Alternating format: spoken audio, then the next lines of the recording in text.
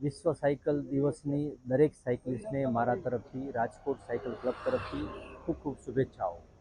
આપણા સન્માનનીય વડાપ્રધાને જે અત્યારે આપણને બધાને આહવાન આપ્યું છે ઇંધણ બચાવવાનું, પેટ્રોલ બચાવવાનું, તો સાયકલથી વધારે સારું આ માધ્યમ ના હોઈ શકે. આપણે દરેક લોકો નક્કી કરીએ કે નાના મોટા કામ સાયકલ લઈને કરીએ. ફોર એક્ઝામ્પલ, હું મારી ઓફિસે સાયકલ રાખું છું. ઓફિસે હું કાર લઈને જાઉં છું સવારે, અને આખો દિવસ કે અથવા તો મારા કમ્ફર્ટ ટાઈમે જ્યારે જરૂર પડે ત્યારે આજુબાજુના કામ હું સાયકલ લઈ જઈને કરું છું. અને મેં એવું નક્કી કર્યું છે કે હું વીકનું 2 લીટર પેટ્રોલ બચાવીશ.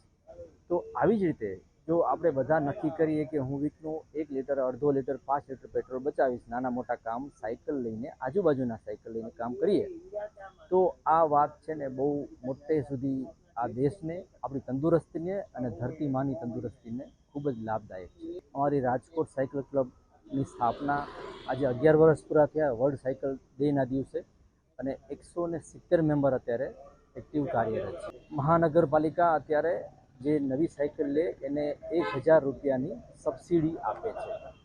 તો આ એક આવકારદાયક અને સારી વાત છે કે દરેક લોકો જો પોતે નવી સાયકલ લેવી હોય તો આ જે સબસિડીનો લાભ લેવો જોઈએ, અને એક પ્રશાસન તરફથી એક આવકાર્ય પગલું છે.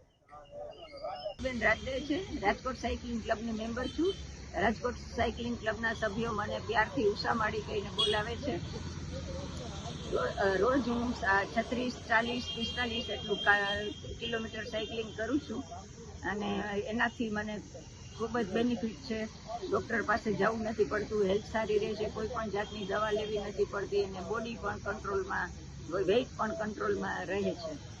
મારી યુવા વર્ગને એ જ અપીલ છે કે ભાઈ તમે સાયકલિંગ કરો સ્કૂટર ને 4 વ્હીલની બદલીમાં, તો તમારી હેલ્થ પણ સારી રહેશે, અને આર્થિક રીતે તો ફાયદો છે જ, દેશને પણ ફાયદો છે, અને વડાપ્રધાને જે અપીલ કરી છે તેનો પણ અમલ થઈ શકશે.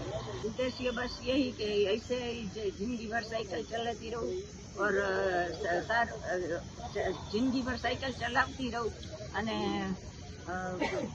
તંદુરસ્ત ફિટ રહી શકું, અને બસ यही उद्देश्य है.